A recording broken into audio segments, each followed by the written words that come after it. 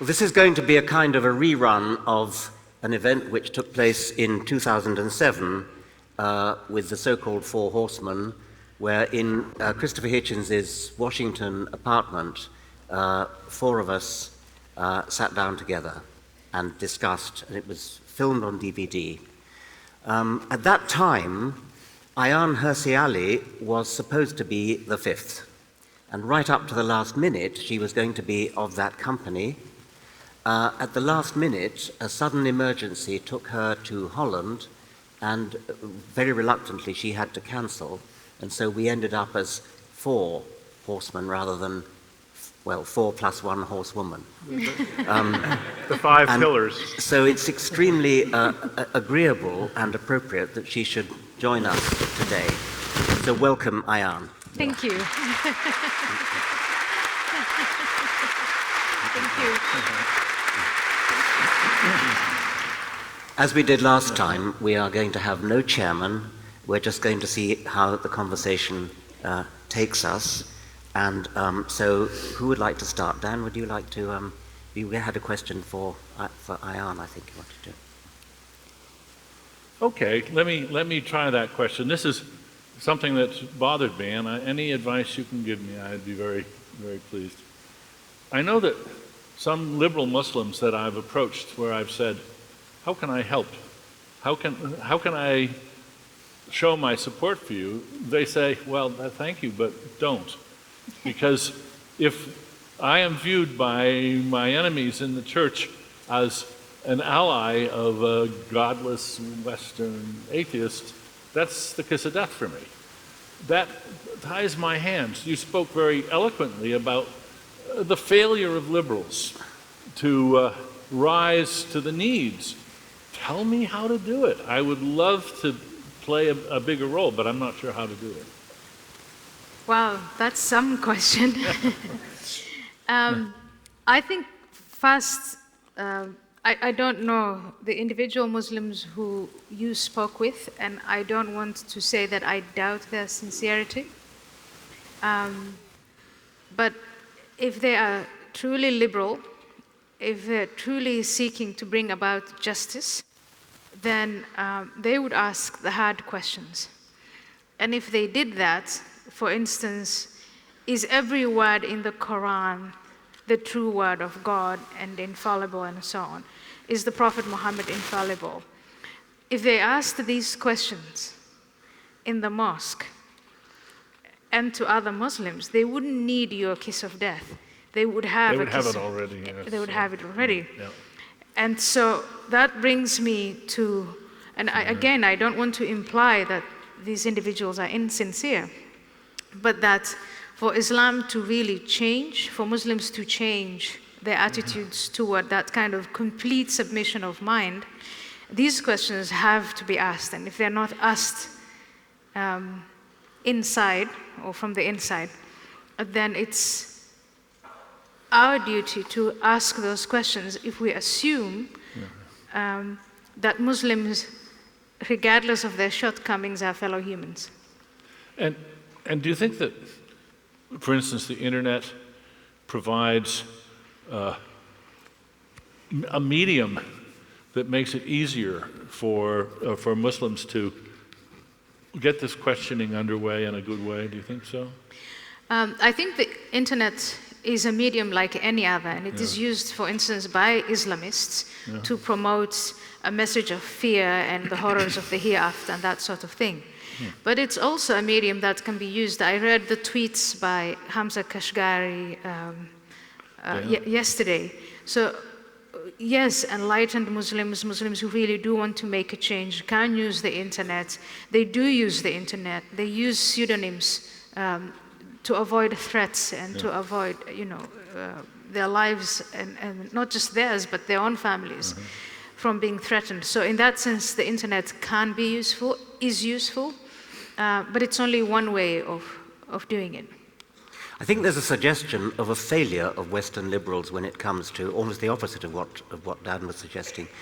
At the time of the fatwa against Salman Rushdie, some of the most disgraceful episodes were Western liberals who almost sided with the with the Ayatollah, as though somehow they were expiating their collective guilt for what white people have been doing throughout history. There's a kind of Nick Cohen has just written a rather good book called "You Cannot Read This Book," which is about censorship. And one of his attacks is on Western liberals who are all fine and liberal when it comes to all sorts of good causes in our Western society, but when it comes to anything to do with another race, and especially when it comes to Islam, they suddenly pull back and say, oh, well, of course it's part of their culture. We have to let them do whatever they like. And so if they want to beat their wives or whatever it is, then it's part of their culture. It must be allowed to happen.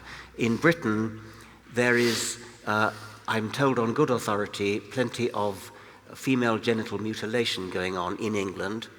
It's against the law, but the police turn a blind eye for fear of being thought racist and Islamophobic. So do you think there's a problem here, that we've got to stop being so afraid of being thought racist and Islamophobic and got to come out and apply our liberal principles elsewhere in the world, not just in our own country?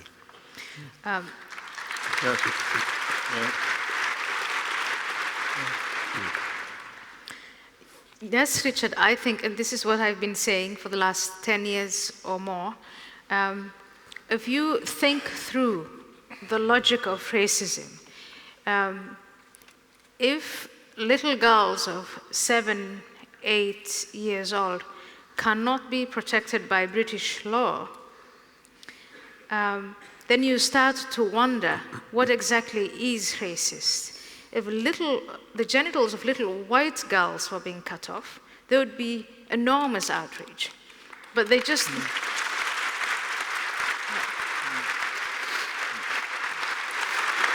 So this shyness and this self-imposed embarrassment about, oh my goodness, if we protect human life from true suffering, then we will be thought of as racist.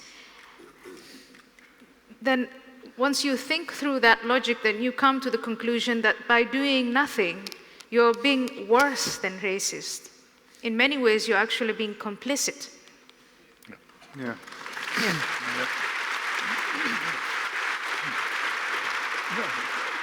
I think that the humanities and social sciences have a lot to answer for in their infatuation, which now seems to be waning, with postmodernism and a sort of hyper-multiculturalism, which I think is one of the most reactionary forces on the planet.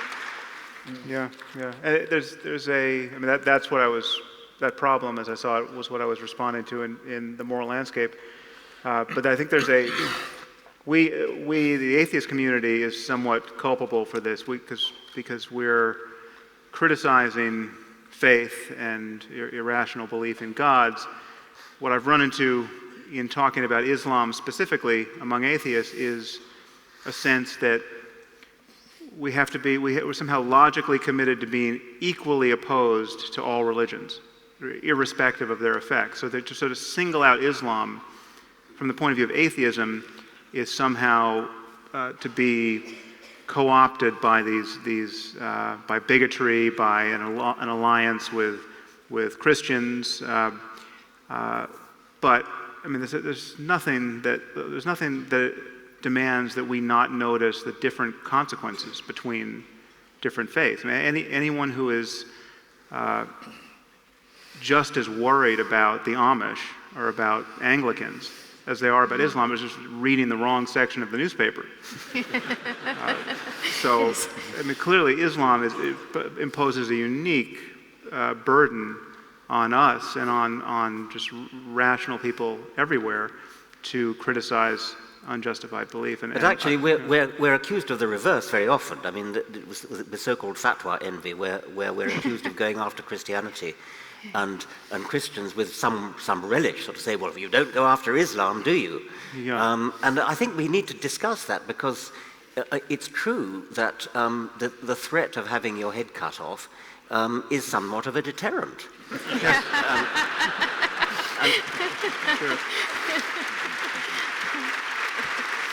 And courage is a virtue, but there are limits. And Yeah. I've prepared what I think is a reasonable response, which I would give if I was, say, I don't know, an editor of a newspaper accused of not printing a cartoon of Muhammad. I think I would say something like this. I may give in to your demand for censorship because I fear your barbarism, but don't for one moment confuse that with respect. I don't respect you, I despise you.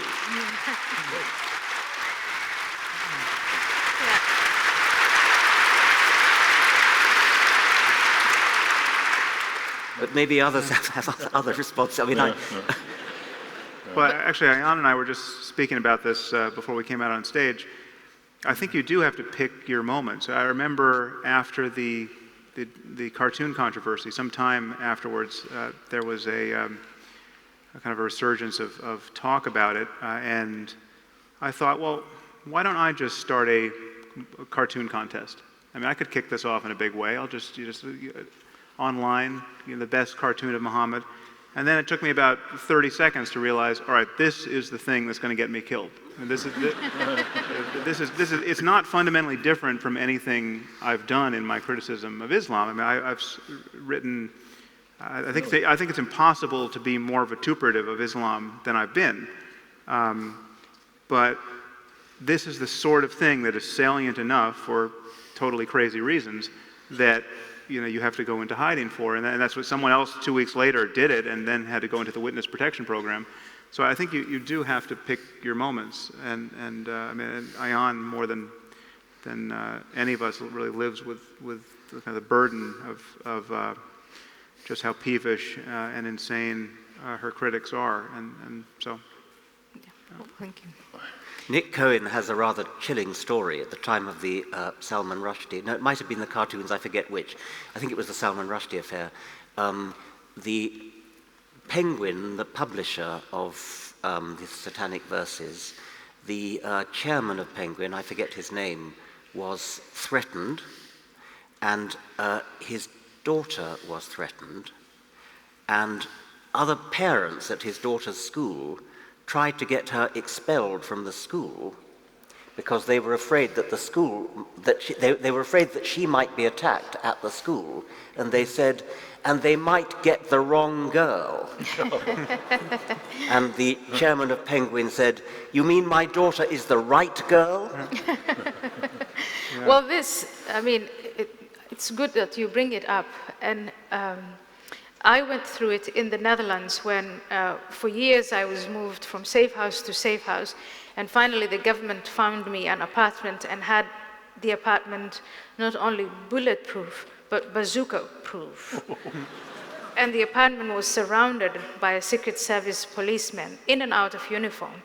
But then my neighbors went to court, basing themselves on a human rights article, European human rights article, and actually got me evicted. And the argument was exactly the same. We don't mind you who you are, and we think you're doing a great job, but the fact that you live next to us, this was an apartment building, I lived above or beneath someone, that put them in danger. And it's the appeals court that ruled that I had to leave, observing their human rights. And I think that it's by giving this sort of not just acknowledgement, but it's surrender, by surrendering in this way to the threats preemptively, that encourages the people who use the argument that might is right. And did anybody raise the issue? Did anybody raise the issue with your neighbors of how about you folks having a little courage too, sharing the risk? How about everybody sharing the risk? If we all share the risk, then it's a lot better for everybody. Although, in defense of her neighbors, I think it's a little much to ask of a randomly selected sample of neighbors who just happen to accidentally live next to her. I mean, I understand the neighbor's fear. Yeah, sure. But in terms of, I mean, there need to be 10,000 people like Ayaan stepping forward all at once to share the risk. And And then the most deplorable thing about the Salman Rushdie affair was that he was out there, just left out there by himself forever. So yeah, 10,000 targets is a very different scenario, and so public intellectuals have to share the risk. Yeah. There's no question. Yeah.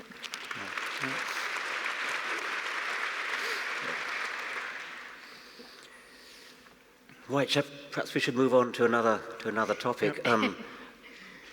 At the Reason rally, I said something which came in for a certain amount of criticism, and I'm trying to decide whether I ought to apologize or not. I said something like that when you meet somebody like a Roman Catholic who holds ridiculous beliefs, for example, about the transubstantiation, that you should withhold respect from that belief. And I think it came across as withholding respect from the individual Catholic, which I must say is very tempting. But what I was trying to say was that you should challenge the Catholic, or whoever it is holds the absurd belief, in this case that a wafer, when blessed by a priest, literally turns into a first century Jew.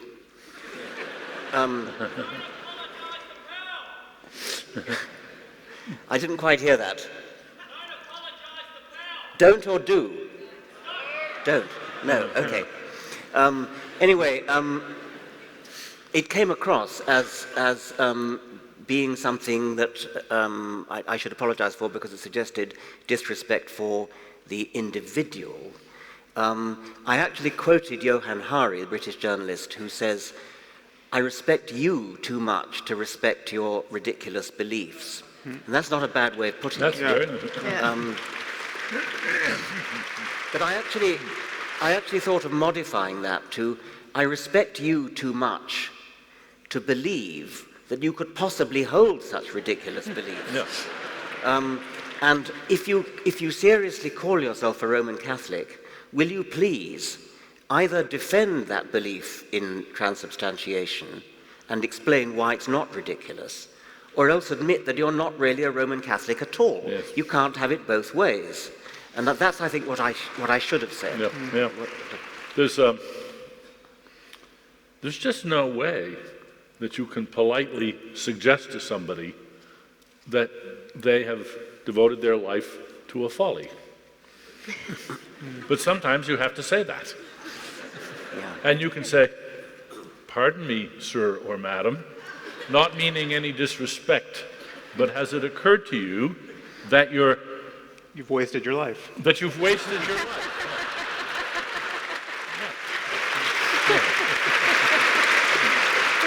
Yeah. That is, Dan, that is actually, in my experience, the highest hurdle for people to clear.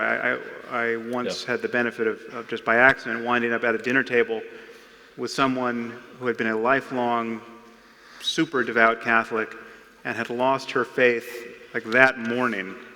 And so she was just, eyes ado with kind of the new moment in her life. And the thing she couldn't get over was how much time she had wasted. Yeah. I mean, all of the investment, the sunk cost of emotional attention, and I mean, all of the rituals and all of the things she didn't study when she was busy trying to be the most informed Catholic in human history.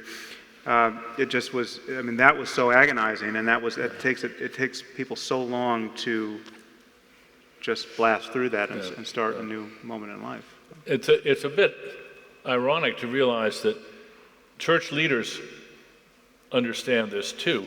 One of the more interesting themes in the discussion of the Dennett La Scola first study from some of the religious leaders was they were giving advice to preachers how to deal with candor with your congregation. And basically one of them said, I can't remember which, just as well that I can't, said, if you have an old congregation, don't try to change their minds. Just mouth the familiar words and let them go to their graves, basically, without anybody challenging their faith. However, if you have a mixed age congregation, then you've got your job cut out for you, because then, of course, what you have to do is speak with tongues, in tongues rather. You have to, with a forked tongue rather. What you have to do is say nothing that will offend or shake the faith of the old folks, while somehow letting on to the youngsters that you don't really mean it. Hard job. I had an Australian friend who, when asked why it was that there are so many old people in church, he said, and you'll have to pardon my attempt at an Australian accent, cramming for the final?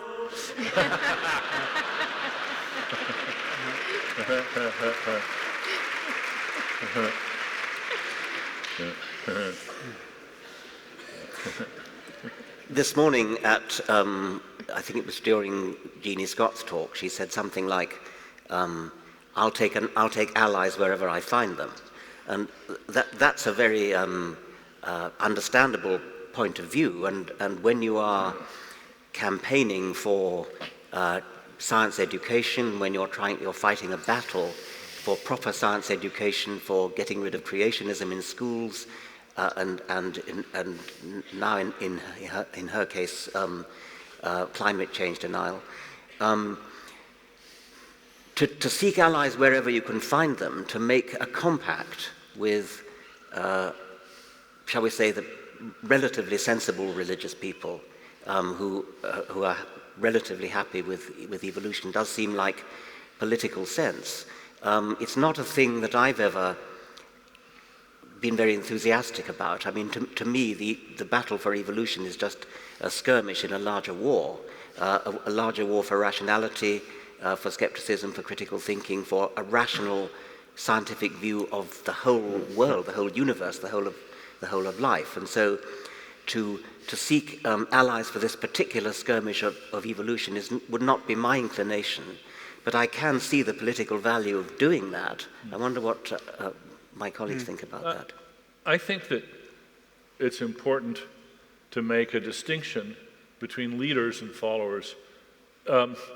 We all have our informants that we trust on various matters, whether it's physics or chemistry or politics, and that's okay. We outsource some of our judgments. We can't study everything properly. And it's no wonder that, for instance, in the United States, many people view their pastor as a reliable source of information. The pastor says it, then this is to a first approximation. They think they ought to go along with it. Now, I think that's a respectable attitude as long as they vet their pastor. As long as they make sure that their pastor isn't a bit of a fraud. And I think that if we go after the pastors, and especially when we go after the pastors, go after the leaders in the church that are telling their pastors to say this, I think we should be really tough on the religious leaders who encourage their pastors to tell these preposterous stories about creationism to their congregations. We should give the congregations, if not quite a free pass, we should treat them as victims than as villains in this. Yeah. All right. Well, Richard, I understood you to be asking whether it's just too odious to align your narrow interest of defending, let's say, the teaching of evolution in schools with a more moderate Christian, believing Christians, or if we just have to not form any dishonest alliance. So this is something that Ayaan has to deal with a lot in a much more, arguably more important matter, that the people who really get the problem, her problem, and the problem of Islam are not just Christians, but the more fundamentalist they get, the more they understand her problem, and the more they sympathize with it. And so I don't know if you have anything to say about the inconvenient alliance between you and Christianity.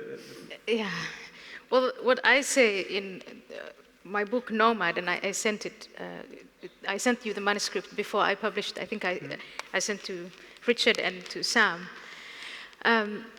The point I was trying to make was that it's unrealistic for individuals who have lived with Islam and been completely indoctrinated to jump from being true Muslims, practicing Muslims, to atheists like me.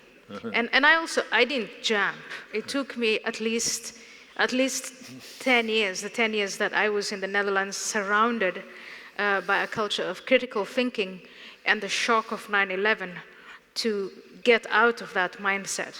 And after the publication of Infidel, I was getting emails from ex-Muslims. But these ex-Muslims, now very much familiar with the weaknesses of Islam and very clear on why they left Islam, didn't want to make that leap. They wanted to be religious. And the one red line, I mean, the main recurring theme in these letters was, I think, pertains to what you talked about this morning about death and consolation. They wanted to give up the horrors of the hereafter, but they didn't want to give up the consolation of religion. So they became Christians. And in that sense, they converted from a malign God to a benign God, an unfriendly, hostile God that was going to burn and broil them, to a God, at least in the modern sense of Christianity, said that there is no hell anymore, so there's just heaven. And I thought it instrumental, useful, to encourage Muslims to give up that bad God and convert to this friendly God, who's, the God of the Bishop of Canterbury, the Archbishop of Canterbury. I must say, I have sometimes wondered whether, when attacking the mild strain of the virus, which is say, Anglicanism, whether actually we're doing the wrong thing, and whether we should regard Christianity as a kind of bulwark against something worse. Hilaire Belloc's rhyme, and always keep a hold of nurse for fear of finding something worse. But going back to the evolution question with which I started, the argument that is put by our scientific colleagues who are interested in this is, if you tell people that evolution is incompatible with God, then you've lost the battle, because they're never going to give up God. So you've got to tell them, no, you can keep God and have evolution as well. And I can see there's a lot of sense in that. But you could turn that argument entirely on its head and say, yes, by all means, let their pastors tell them that evolution is incompatible with God. Let them be thoroughly imbued with the idea that evolution is incompatible with God, because we know evolution is true and we can prove it. And so if we do that, then we've got them.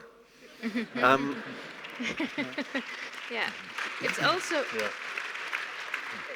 I wanted to point out also there's the question of scale. When I lived in the Netherlands is a fairly secular society. And I think that it's one place where you don't really need an atheist convention, because a lot of people consider themselves free thinkers and are rational. Now, before, let's say, Islam became a question, I always asked them how they dealt then with the fundamentalist Christians. And what they explained to me was, once upon a time, the entire Netherlands was, one fundamentalist Christian, except for a sliver of society.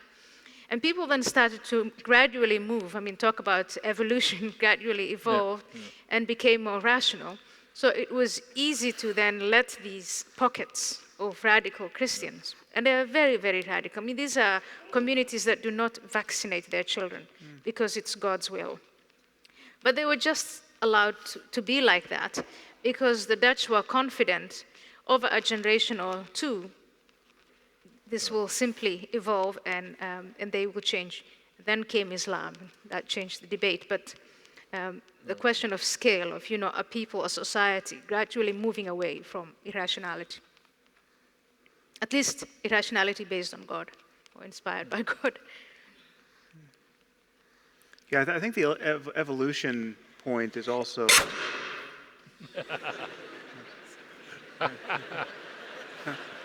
Don't do that again. Bless you.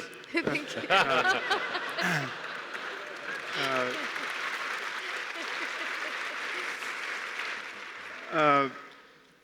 the point is not to get, at least I don't think the point is to get people to believe in evolution merely for the sake of believing in evolution. The point is to get people to think rationally about the data of their senses and to understand logical arguments. And we want people to think in the style of science, not merely to sign on the dotted line after each scientific finding. And so, yeah, I'm certainly sympathetic with your bias, which is fine. Set the opposition as zero-sum as can be, because we know science is steadily eroding the truth claims of religion every day, and it's just a matter of time that becomes obvious to everybody. And it has become obvious, with the exception of people who won't vaccinate or Christian scientists who won't use medicine of any kind.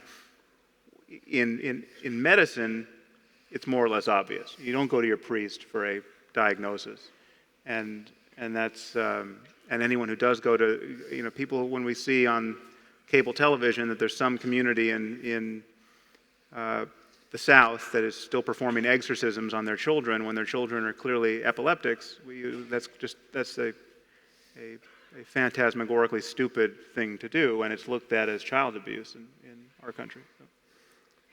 But sorry, go ahead. Do we have any concern that as this process continues, and I think I'm a real optimist about this, I see religions losing ground everywhere and their leaders are frantic. A lot of the noise about religion is sort of desperation on the part of religious leaders who see their congregations evaporating in front of them. But what's the end game look like when the only people that are religious are the fanatics in all the different varieties, and we don't have any intermediate groups, any C of E type groups as a buffer zone at all? Have we thought about how to handle that situation? It's to me, oops, it's a tough one. Yeah. It is tough. Are we ready to think about an end game yet? I mean, I'd like to think we were, but we're still heavily outnumbered in the world. But it's changing fast. I share in the optimism, though. I mean, I was talking last night, I think it was to Richard, about a report in Arabic. It's now out in the United States, and an ex-Muslim translated it from the Arabic into English. And one of the instructions in the report to American Muslims is for them, the advice is, as a Muslim, do not enter into jobs of law enforcement, for if you do, you are in danger of being impressed by that system of law. And that system, this is literally what it says. That system of law is man-made law, and so avoid becoming, a policeman, for instance. And I think with instructions like that, it just shows how weak and how insecure these people are. And also that's why they use the argument of force, because they've actually run out of arguments of persuasion. My hunch is that religion changed more in the 20th century than it changed in the 2 millennia before that. And it may change in the next 20 years more than it changed in the 20th century. The information revolution, the transparency of information, for all its problems, seems to me to be such a radical change in the sort of selective environment in which religions live that it's going to evolve really fast or go extinct. And maybe they'll all evolve into, Unitarians or something. If that happened, there would be nothing more to worry about. But if you put yourself in the position of a fanatic who's prepared to kill and become a suicide bomber, and try to imagine what's turned them into this kind of lunatic, as Sam has said, in the case of the Islamic extremists, the thing you have to understand is these people really believe what they say they believe, which is not true of, I think, many Christians. But what is it that has turned them into lunatics? And I can only think that it's the powerful force of childhood indoctrination. And if a madrasa or a Jesuit gets you at a certain critical age, it then becomes extremely difficult for a certain kind of personality, at least, to shake it off. And so I think the truth is actually more depressing than that, because the data show that for the most part, it's not madrasa-schooled people becoming suicide bombers. They're people who convert as teenagers, people who were secular, whose parents were reasonably secular, and the new generation become radicalized in a way that their parents aren't. This has happened in the UK to a great degree. Yes. And so it's... so in that case, it's a kind of solidarity with us versus them, then? I mean... It's just, I mean, this is something that you may not be well placed to understand, because you're so, these ideas are so preposterous to you, but it is just the spread of memes, and most people are ready to believe in paradise. I mean, it's not, there's not that much cognitive work that they have to do to believe that a book was written by the creator of the universe, or that there is a paradise you can go to under the right circumstances. And if Islam happens to be the one that attracts them versus some other religion, it's just, you just connect the dots with it. It's pretty straightforward. Jihad is a central principle of the faith. But if somebody comes up to me as an adult or even as a teenager and says, here's this book that says all this nonsense, I mean, wouldn't you be skeptical enough if you hadn't been to a madrasa? I'm quite surprised that you can be persuaded that a book written by nobody knows who, in whatever it is, 600 and something, actually contains the truth. Why should I believe this book rather than any other fairy tale? And I don't understand quite what the persuasive power is if it's not earlier indoctrination. I don't think that. No, I think there's another explanation that can contribute to this as well. And oddly enough, it's a byproduct of Western influence. Everywhere in the world now, young people are growing up seeing, let's say, Western television programs. They're seeing people leading lives of amazing meaning, apparently. They're adventurous lives. These are lives with a real narrative arc. And they look at their own circumstances, they look at their conditions in their country, and they can't see a life for themselves with a narrative arc.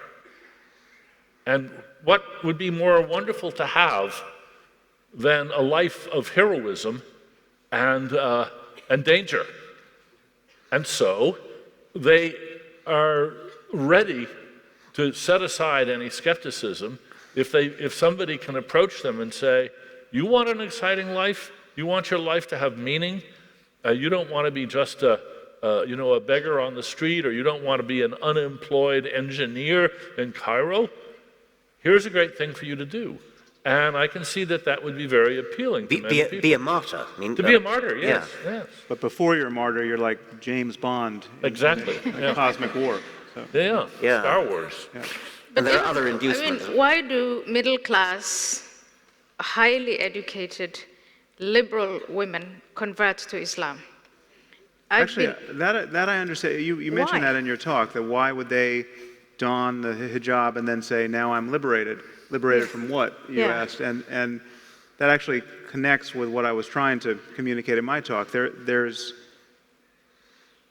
again, I think this is a crazy manifestation of the impulse, but the impulse is, at least in some of them, to cut through all of the superficiality of life. So if you're a woman who no longer has to worry about how she looks, no longer has to deal with that kind of attention from men, no longer has to be acquisitive in a materialistic sense, no longer has to succeed, not has to follow some kind of ambitious path for a career, and you can just focus on what is sacred. And so you fill in the blank, but then now you've got the Quran in front of you and a bunch of beliefs. But there is a kind of intensity of focus and a protection from distraction and superficiality that people have traditionally sought under the aegis of religion. And so that's the most charitable thing I can say about it. But I understand it. It's just not. It's clearly it's divisive and repressive and disempowering in other ways. But Ayaan, one of the most memorable things I remember in Infidel was when in Holland you finally took off your hijab, and nobody raped me. Yeah, no man jumped me. Yeah. You see, if you walk around without a hijab, you'll be jumped by men. So men are like animals. In fact, there was a famous imam here in Australia, Hilal or someone like that, who compared women to a piece of meat and men to, these wild he-goats who, if they see a woman uncovered, will just jump her. So that came from somewhere. But yeah, it does fascinate me. I think after reading the Quran, you convert from whatever you are, you become a Muslim as a woman, you read the Quran, and maybe the first few days you feel a sense of focus and meditation and all that. But then after a while, you have to live and completely submit your will to a man who is supposed to take you whenever he likes. Your testimony is worth only half of his. He can beat you when he wants. Not too hard, though, not too hard. Not too hard and all that. And so that is the part, it is the part, what comes after that I think, whoa, this is a form of madness, to me at least.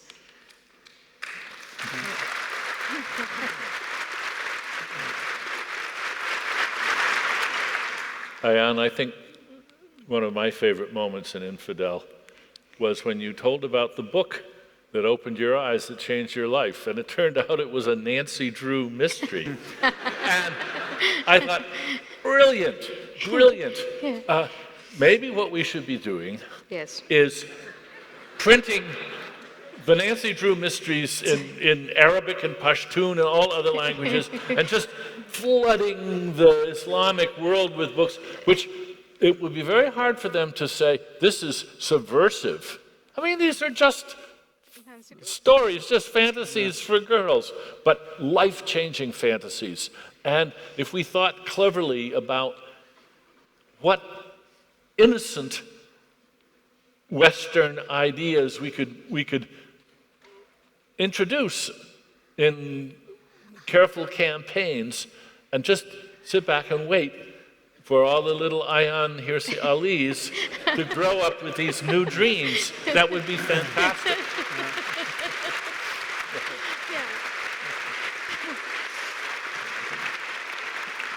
Well, perhaps we should switch to audience questions. Yeah. Would be a good idea. Good idea. Could we have the lights up? I agree. Yeah.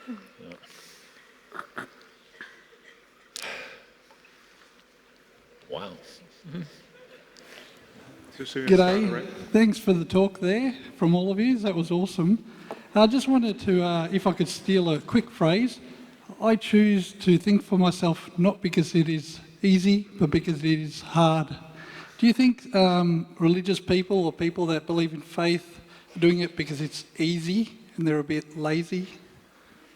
I didn't get that last. I didn't quite hear that. Did you? Did you say, are religious people just lazy and... Lazy thinkers. Thinking for yourself is not easy, it's hard. Yeah. Are they just being a bit lazy thinking? Well, I think that we have to appreciate that most people aren't like us, in that they're not deeply reflective and interested in these issues. And that's okay. A lot of people, I think, it's just never an important issue in their own lives, and so they just sort of go along with whatever the tradition in the family is. I'm not sure that's laziness. I think they're not intellectuals at all. They're not the kind of reflective people that worry about these things and end up, if they're unlucky, becoming theologians, and if they're lucky, they become atheists.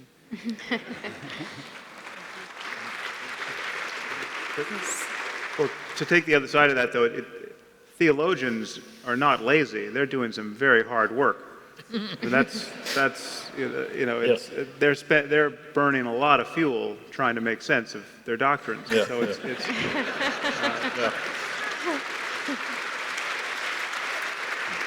I'm actually quite hopeful about the ones who are, as Dan says, just not that interested, because it seems to me then our challenge is simply to make them interested, and we can do that through science because we really can make science interesting. I mean, science is fascinating, and it should be possible, or indeed lazy people also we should be able to get interested. The people who are very hard to reach are those who are so absolutely dyed in the wool with their faith. That they are unchangeable and unreachable and stop up their ears when you even try to interest them. So I would be encouraged, if there are any lazy people out there, I would go after them and try to interest them in science. Okay. Shall we have another one from the room? How about down here? My name is Bob Irwin. You may have seen some of my cartoons that I sent to the Australian Atheist mag. I'm still here to tell the tale. And they were Christian cartoons. Perhaps that's one reason we should be going for Christianity and not other religions. I'd like to ask the panel whether you think that's the best approach, because it might be easier to go for one rather than other religions. If Christianity goes into demise, other religions which are based on similar premises may also see their end coming. I wish. What do you think? Yeah, I think you have to attack the root of the problem, and the root of the problem exposes the problem with all religions. I'm sensitive to, actually the question I posed to Ayaan was not so much encouraging Christianity as a stepping stone to reason, although that's kind of an interesting discussion to have. My experience has just been that only Christians, serious Christians, really get the problem of Islam. Because when you talk to secularists about the problem of Islam, you get a lot of people who just don't believe that jihadists really believe what they say they believe. It's all politics, it's all economics, it doesn't really have to do with an expectation of paradise. When you talk to serious Christians who, Sarah Palin-style Christians who believe their own craziness, they have no doubt that the Muslims believe what they say they believe. And they're motivated based on a rational fear of Islam. But I think we just have to talk about what is obviously reasonable to believe insofar as we can see it, and that has the same kind of steamrolling effect over all religions.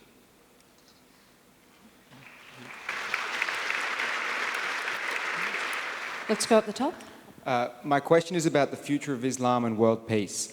As you said, there is no way to speak out against Islam without putting yourself in danger. What can we do, basically, besides resulting in all-out war against this fascist political ideology, or is war the only answer? Well, I think one suggestion was given by Dan Dennett now with the Nancy Drew book, not just... I'm not saying... and it wasn't really in Infidel, it wasn't just Nancy Drew, but what reading did for me was it introduced me to a world where I could think as an individual. So if you start to think about what is wrong with Islam, it's this huge collective, and the individual has to submit completely. So if you introduce to those communities ideas about, first and foremost, having an identity of your own as an individual with choices and freedom and so on, that then you start gradually to erode this whole concept of total and utter submission. And there's one way of doing it. I mean, I've been saying blasphemy is the way out. And in a way, it's good to have these cartoons and to ridicule the Prophet Muhammad, maybe just so that people get used to the idea that, if Allah is as powerful as the Quran says, and Muhammad is as powerful, maybe the Muslim mind will then just sit back and say, let Allah defend his own name against these infidels. I don't expect that anytime soon. But the idea of developing a competing narrative that is made available to Muslims and that creates a cognitive dissonance, and doing it over and over and over again, that for me is the way to compete with the Islamists for the hearts and minds of people whom they have either indoctrinated or scared into believing that life is much better after death than it is before death. There's something rather... There's something paradoxical, I think, about Islam, which is that the extremists they hate anybody to enjoy themselves. You're not allowed music, you can't dance, you can't fly kites, and it's incredibly bossy. Every single thing you do in your life, the way you brush your teeth, the way you brush your hair, everything is laid down, precisely how many strokes of the hairbrush, etc., you should do. What is the benefit to a religion of being so unpleasant? Why do people... It reminds me of, there was a classic experiment in my own field of animal behavior. You know the phenomenon of imprinting, when baby chicks follow the first object that they see at a certain time, whether it's Conrad Lawrence's boots or whatever it is. A man called Hess at the University of Chicago did a rather cruel experiment, wouldn't be allowed to do it now.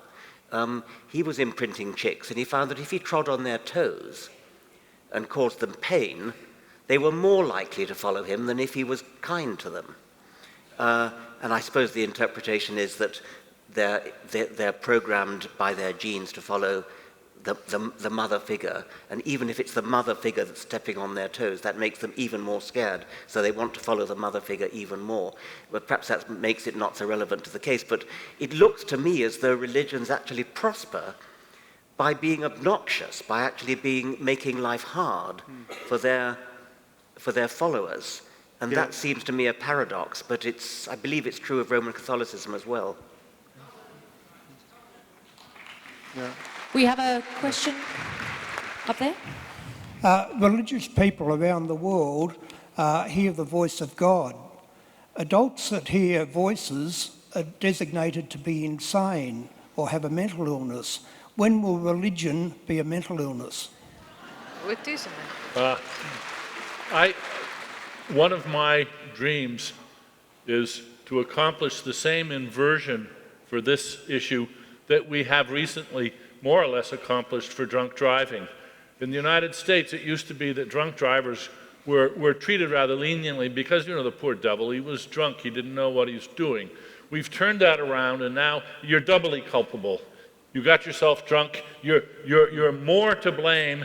You're more to blame morally for getting yourself drunk and causing damage. And I would love to see that attitude for religious, for anybody who commits any crime or any violence because of religious enthusiasm. We should hold that person doubly responsible. We should say this is a worse.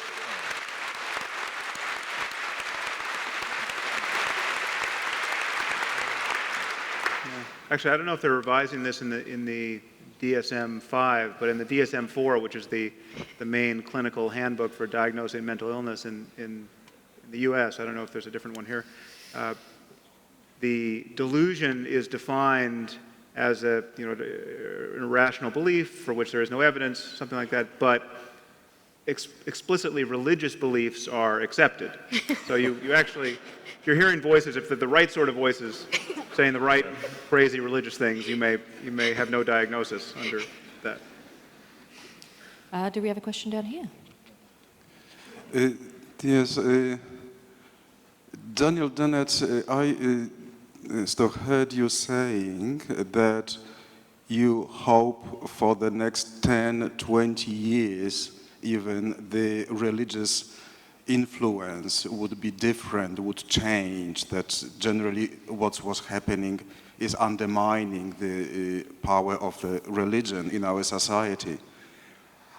Now, what is your position on other superstitions really taking root and coming up, becoming more popular and kind of filling up the vacuum that's created by the undermined religion? I think you make a good point in that one of the particular viruses of the internet are the sort of conspiracy theory viruses and the other lunacies of that sort, which spread, or just New Age babble of one sort or another, which has a nice grip on people's imaginations. For the very same reason, I think, that religious beliefs have always done. They are ideas that are piquant, that are exciting, that are memorable, that you want to pass on to your neighbor, and that this is the disposition in the human vector that this particular meme exploits. And so we're going to have to deal with that problem of infectious stupidity, which will spread without organized religion. It's already spreading, and that's an issue that we're going to have to deal with. G.K. Chesterton said, when people stop believing in God, they don't believe in nothing, they believe in anything. Yes. A sobering thought. And we have a lady down here. Hi, good afternoon. I'd just like to ask whether, because we're appealing, the premise is we're appealing to people's intellect to believe in something that's rational, but I believe religion actually appeals to people's emotional needs, which is why it's a stronger argument per se, as opposed to the intellectual argument that we are proposing to them. Yeah, I think the split between reason and emotion is a meme which should be retired. I mean, Yes. I think that there's certainly neurologically no clean line between them, and I would call doubt an emotion and a feeling of conviction an emotion, and so we're constantly played as emotional beings when we are doing the most rigorous reasoning.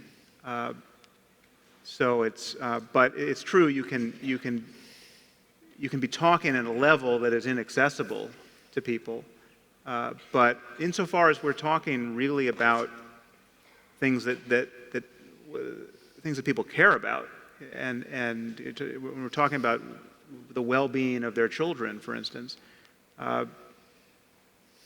the talk of science, insofar as it's relevant to that case, is going to be it connects directly with what they care about. I mean, it's emotional in a very deep sense. So I think it's not. It's true that science doesn't have music or something that's hitting that channel, and we really do just have arguments and descriptions about the way the world is. But I think it's when something really matters, people tend to want the truth. It's just there's the burden of communicating the truth, getting over the barriers of dogmatism is often impossible. But people don't want their children to die, so people want to know why their children are getting sick.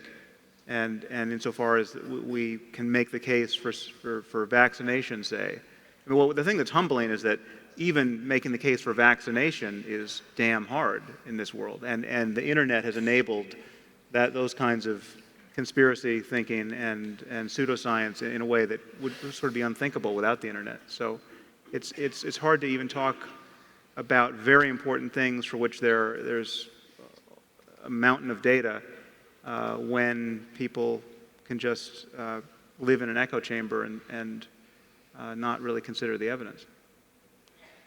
I'm going to disagree with you about one little thing. You said science doesn't have music. Well, but I think not symphonies. Yes. But I think one of the things that never ceases to delight me is the wonderful science writing that is out there, with Richard being as great an artist in this as anybody in the world.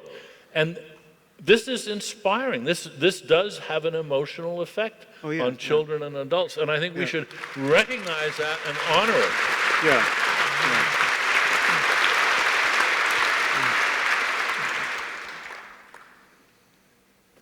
Needless to say, I agree with that. It's just, I think the question is, we still find people in the world who are mightily attached to something that is religious, for which there's not an obvious surrogate in the domain of science or reason or something that's rationally justified. And if we're playing the game of one-to-one swapping, how are you going to replace Santa Claus? What are you going to put into this Santa Claus-shaped hole in my life?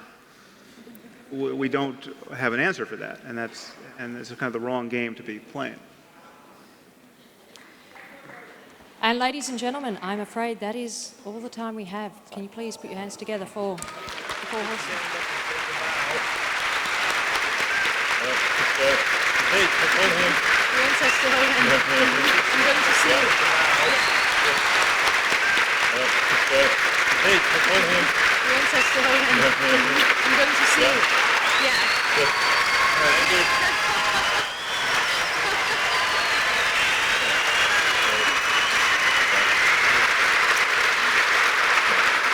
I'm going to the airport. Wonderful. Yeah, thank you. Well done. So, I'm leaving here.